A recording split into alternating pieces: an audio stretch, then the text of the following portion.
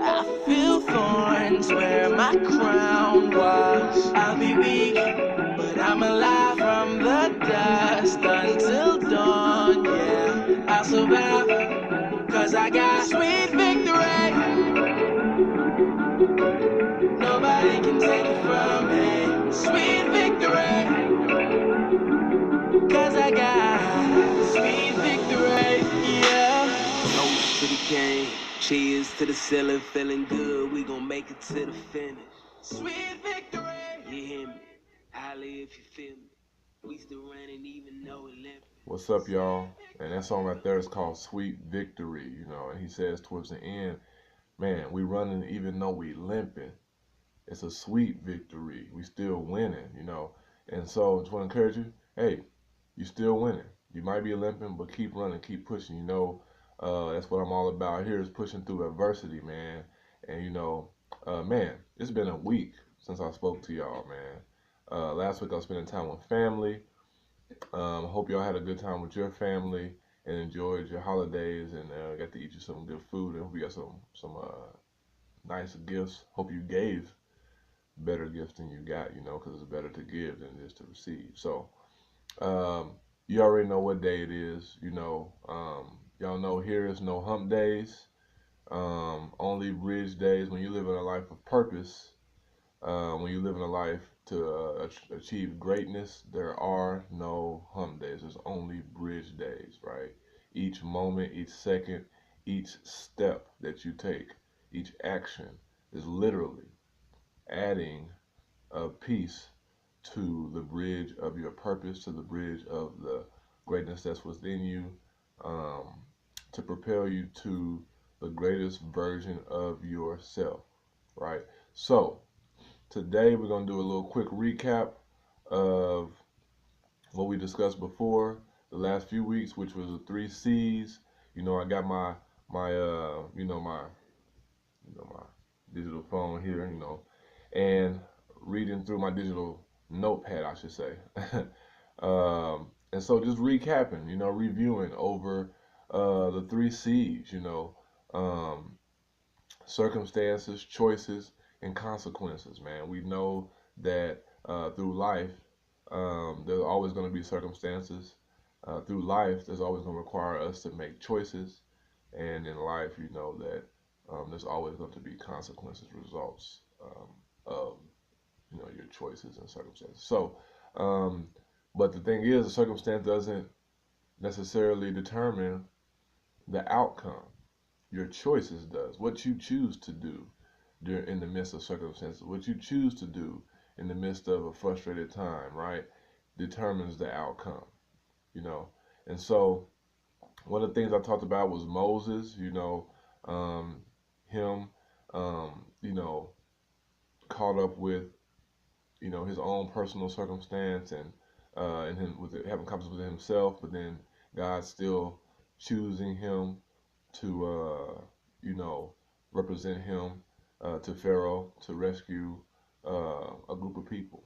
Um, and so you even talked about Abraham, as far as when him and his family left his hometown, and I think it was his nephew Lot and his wife, Lot's wife, and I talked about that piece where she looked back and she turned into a pillar of salt. And I talked about how even though you look back at times at the past, um, there's still salt upon your life. That salt, we know that the Bible talks about how we're the salt of the world. And so you still have flavor, you still have purpose, and you still have the power and choice to turn and look forward and go forward. But we also realize looking back sometimes stops us from moving forward. Uh, and from David, we realize too, also how you look back. David looked back too, but David looked back to as motivation to push him forward. Lot's wife looked back as she was losing something or relishing at the pleasures of that particular city or past moment or whatever. But the greatest thing is that you can look back and actually get motivation to push forward. You can look back at those past victories. you can look back at those past circumstances that you got through. Say, man, I can get through this. That's what David did. I can get through this. God delivered me from the bear paw. He delivered me from this and that. Oh, he's gonna deliver me, through this moment, through this circumstance that I'm in right now. So it's all about how you look back. Perspective is everything. Um, and so, one thing that came to me this past week was the main circumstance in your life is your past, which I just, talked about with David looking back and Lot's wife. Your past will try to stop you sometimes pushing forward, but your past can also be the motivation that actually pushes you forward, kind of like a bow and an arrow, right? Bow and arrow, you know, um, it pulls back, but only pulls back to launch further than it pulled back. So, um, but today, today, as you can see in the intro, man, I took it old school. Some of y'all seen the post on the page yesterday. Man, Karate Kid, man, the Karate Kid. I ain't talking about Will Smith's son, okay? I'm not talking about him. I'm talking about the original Karate Kid, man, Mr. Miyagi, and Daniel's son. Daniel was the Karate Kid, and he called him Daniel's son, his trainer, Mr. Miyagi, and that 1984 joint. Now, I want to show my age here, but I was 3 at the time when that came out. But I didn't see it till a little bit later when I was a little older, obviously. But man, we're talking about the Karate Kid moments of your purpose. I'm gonna say that one more time. The Karate Kid moments of your purpose, of your life, right? Those moments where it seems that you're doing repetitive things. It seems as if you're doing the same mundane thing in life. I went to the same job, clocking in, clocking out, doing the same thing over and over.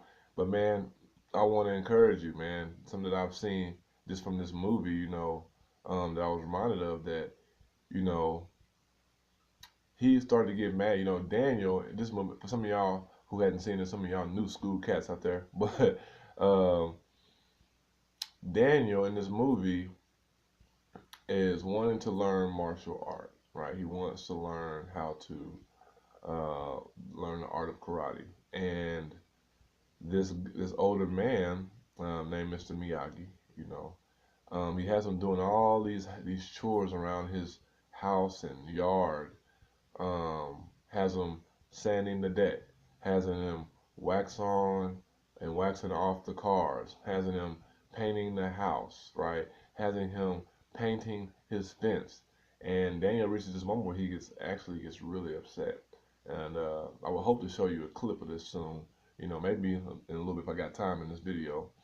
Um, about he gets mad about the work that he's been doing. Like, man, I'm not learning any art here. You just got me being a slave for you. And he actually used some foul language there, towards his trainer, and because he's upset, and he's like, you got me doing all this work. I'm being your slave, man. I'm not learning anything. I'm supposed to be learning karate, and you got me out here learning this. I mean, you got me out here doing all this work. What am I learning from this? And he gets this moment. He says, "I'm done. I quit, man." And his trainer stops him in his tracks, and he begins to tell him to go through these different motions of the wax on and wax off. And I'm gonna get mine on the wax on and wax off.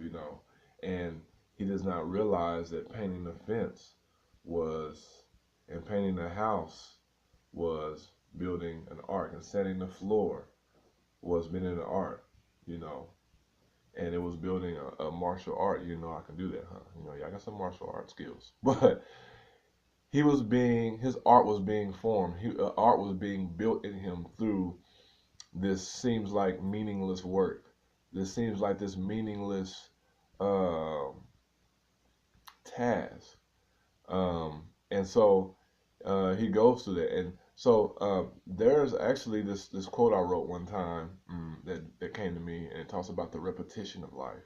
I said the beginning stages of anything is all about the repetition over and over again. And then that goes into, becoming muscle memory, and then that goes to the next level of being a natural flow for you.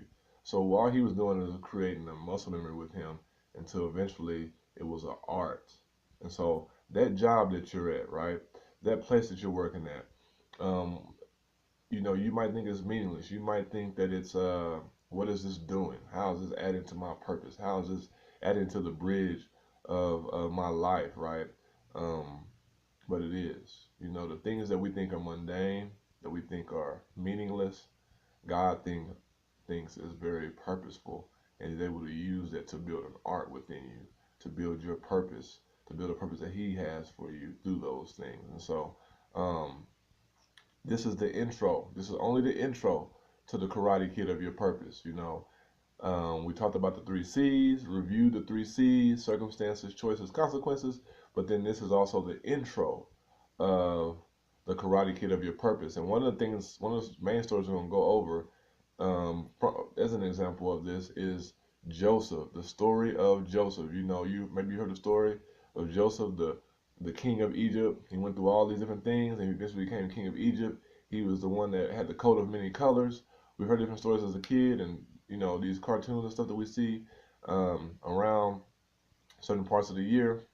But we're going to study and get through the story of Joseph, because we all go through some Joseph moments along our journey until we can, you know, be, you know, formed and shaped for our purpose. We all go through the Daniel moments in life where we're waxing on and waxing off, and not realizing that God is actually building an art in us. So I'm gonna show you this clip of this of Daniel and of Karate Kid Daniel and Miss Miyagi in this moment where he's getting mad, and I want you to see this, man. This is powerful, man. This is so powerful to me. It ain't gonna be the best graphics in 1984, right? It's a classic. But check this out, and I'll holler at y'all next time, next week, for Karate Kid of Your Purpose Part 1, baby. No more hump days, baby. There are no hump days, only bridge days. Peace. Plenty. I learned how to sand your decks, maybe. I wash your car, paint your house, paint your fence. I learned plenty, right? Not everything is as seen. Oh, bull. Going home, man. Daniel-san! Daniel-san! What? Come here.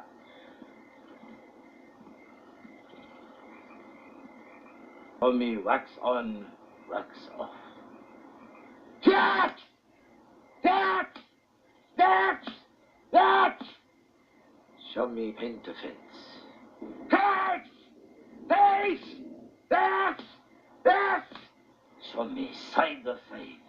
Yes! That! That! That! Show me sand the floor. Hat! That! That! That!